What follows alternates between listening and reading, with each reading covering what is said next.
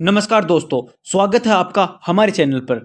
दोस्तों, आज हम एक ऐसे मोटिवेशनल वीडियो की बात करेंगे जो आपकी ज़िंदगी बदल देगा।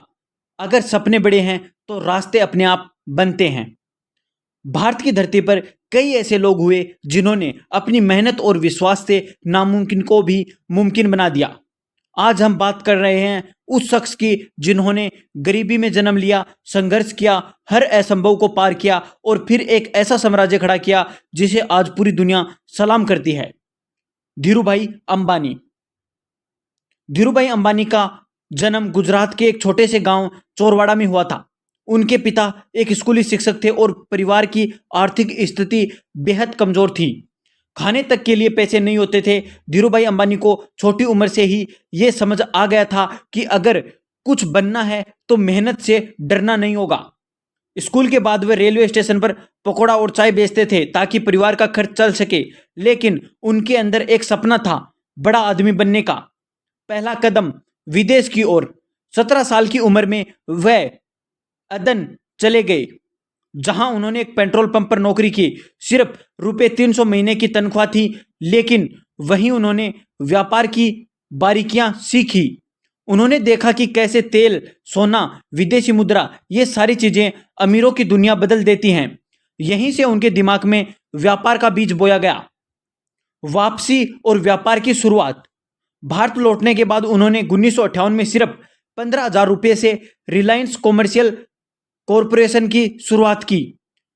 वह पॉलिएस्टर के धागे बेचते थे और धीरे धीरे खुद का कपड़ा व्यवसाय खड़ा किया। बिना किसी गॉडफादर के, बिना किसी राजनीतिक संबंध के, सिर्फ अपनी चतुराई, मेहनत और जोखिम उठाने की हिम्मत से वह आगे बढ़ते गए।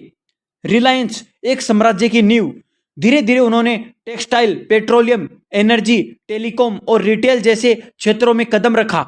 उन्होंने भारतीय शेयर बाजारों को आम जनता तक पहुंचाया।